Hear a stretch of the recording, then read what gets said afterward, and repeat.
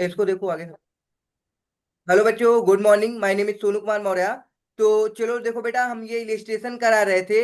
इस इलिस्ट्रेशन में क्या दे रखा है आपका, सबसे पहले समझो इसको अच्छे से।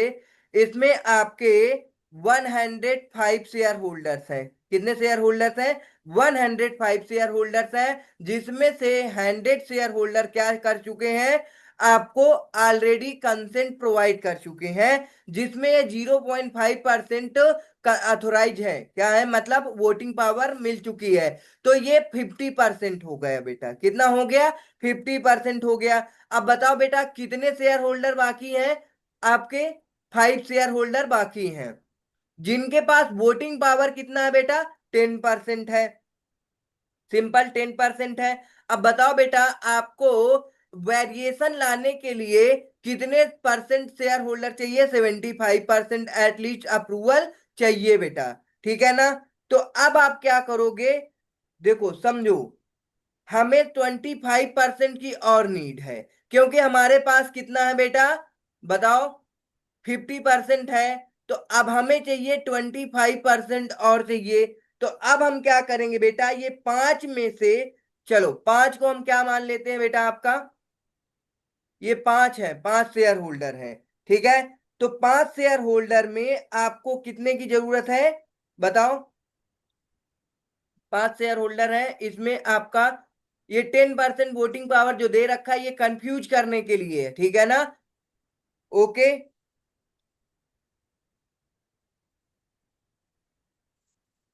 हाँ बेटा।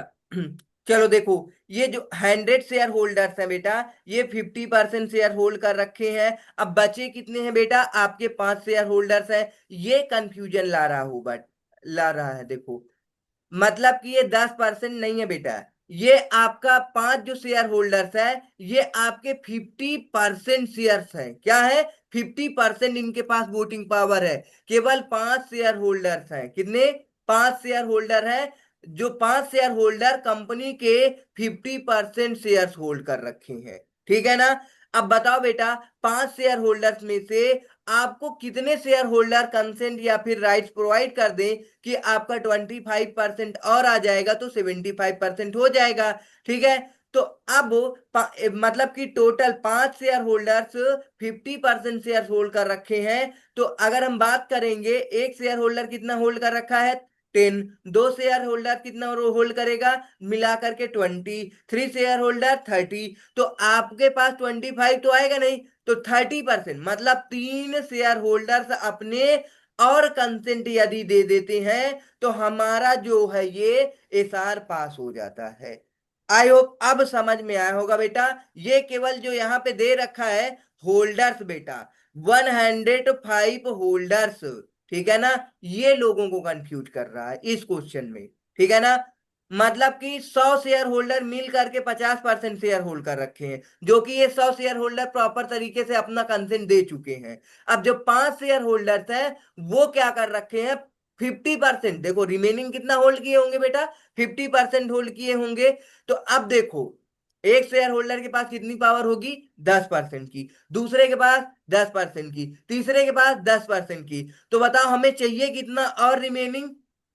25%। तो अगर तीन शेयर होल्डर्स को हम अपने साइड कर लेंगे, तो हमारा ये जो एसआर है बेटा, पास हो जाएगा कि नहीं हो जाएगा? इसीलिए ये ऑप्शन थ्री सही है बेटा। ठीक है? आई होप समझ में आया होगा अब अच्छे से। ठीक है ना? The holders of at least 75% of the issued share of that class must have given their consent in writing or pass a special resolution sanctioning the variation at separate class meeting. केवल ये जो लाइन थी बेटा, ये line पूरे questions को समझाती है। ठीक है? मतलब क्या कहती है? 75% इशूड शेयर होल्डर्स, ना कि 75% होल्डर्स। क्योंकि जानते बेटा, होल्डर जरूरी थोड़ी है कि आप कंपनी के एक शेयर होल्डर के पास केवल आपके कंपनी के 50% पावर हो सकती है, 60%, 70%, कितनी भी पावर हो सकती है। उसकी कैपेसिटी वो खुद जानेगा बेटा।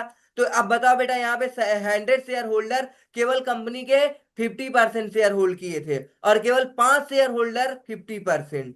तो कोई भी कितना भी होल्ड कर सकता है इसमें। होल्डर से हम लोग डिसाइड नहीं करेंगे। ठीक है? इसमें वोटिंग पावर से हम लोग डिसाइड करेंगे। चलो, तो आई होप ये क्वेश्चन समझ में आया होगा आप लोगों को। थोड़ा से ये इसमें वो दे रखा था, ये टिपिकल था ये। चलो,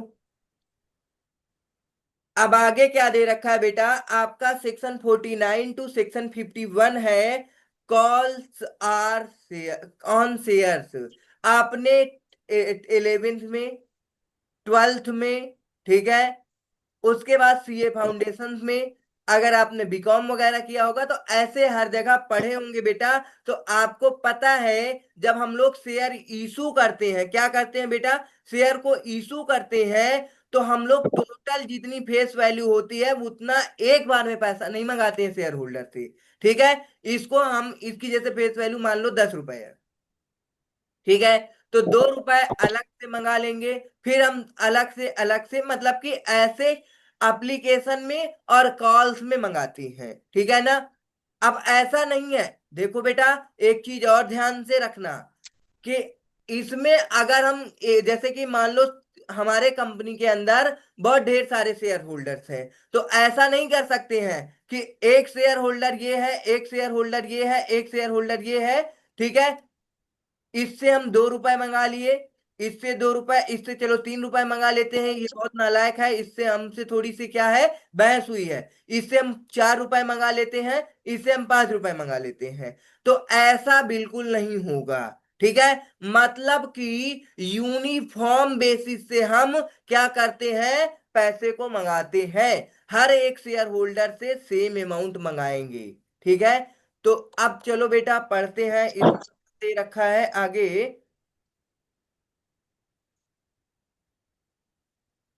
चलो, कह रहा है the liability of a shareholder to pay the full value of the shares held by him. मतलब जो ये जितना शेयर होल्ड किया होगा बेटा, उतने के लिए ये क्या होगा, लाइबल होगा। लिमिटेड बाय शेयर कंपनी है, तो आप जितने शेयर होल्ड करते हैं उतना ही आपकी लाइबिलिटी आती है, which is currently partly paid up, is enforced by making calls for payment. ठीक है ना, इसमें क्या होता है बेटा, कॉल्स किए जाते हैं पेमेंट मंगाने के लिए, ठीक है। It is worth nothing here that every share holder is under a statutory liability to pay the full amount of his shares as section 10 subsection 2 declares that all money payable by any member to the company under the memorandum and article shall be debt due from him to the company। देखो ये क्या कह रहा है, कह रहा है your share holder is under the statutory liability to pay the full amount. बिल्कुल, वो फुल अमाउंट पे करने के लिए लाइबल है of his shares as section इतना, declare that call money payable by the member to the company under the memorandum. देखो बेटा, आप एमओए पढ़े होंगे, तो एमओए के अंदर आपकी कैपिटल क्लाज है, ठीक है, वो क्या करती है, आपके टोटल शेयर कैपिटल से रिलेटेड चीजों को डिस्क्लोज करती है, ठीक है। आर्टिकल शैल बी डेब्ट due from him to the company. चलो, but the liability to pay this डेब्ट arise only when a valid call has been made। मतलब कि आपका कॉल क्या होना चाहिए, वैलिड होना चाहिए। Section 49 lay down the principal are, देखो बेटा ये क्या कह रहा है, प्रिंसिपल आर यूनिफॉर्मिटी होनी चाहिए, whereas section 50 deals with the calls in advance. जो आपकी कॉल्स इन एडवांस भी आती है बेटा, and section 51 contain the provisions regarding dividend rights and paid up amount. मतलब जो आपका सेक्शन 50 है वो एडवांस कॉल्स के लिए है, और सेक्शन 51 है जो, तो इसमें आपका dividend rights paid up amount से रिलेटेड प्रोविजंस है, ठीक है। चलो आगे देखो बेटा, हमने जो बताया वो लिखा हुआ है, call shall be on uniform basis, section 49 वही चीज है। मतलब आप हर एक शेयर होल्डर से सेम अमाउंट मंगाओगे। All shares that are filing under the same class, ठीक है। सेम क्लास मतलब कि इक्विटी या फिर preference shares.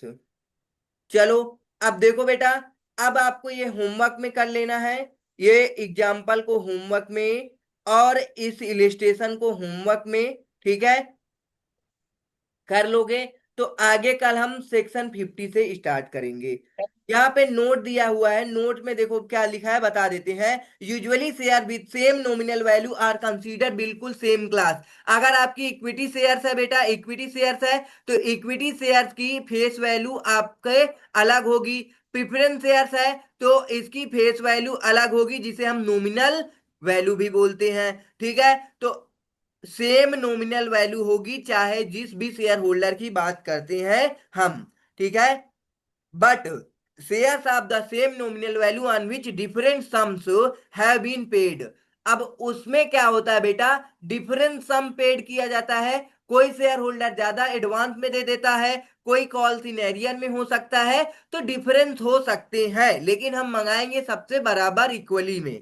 shall not be deemed for this purpose to fall under the same clause a shareholder on whom a regular call for payment has been served may choose to pay only a part of the sum due। आगे, here it is important to consider the debt of call made in is not an entire and individual debt। ठीक है ना, मतलब कहने का किसी individual या entire डेब्ट, therefore the company may be bound to accept the amount tender by the shareholder। ठीक है, कोई भी अगर पूरा पैसा पे कर रहा है तो कंपनी उसे लेगी, कोई दिक्कत नहीं है। एडवांस दिया जा रहा है तो ले लेगी, कोई प्रॉब्लम्स नहीं है इससे।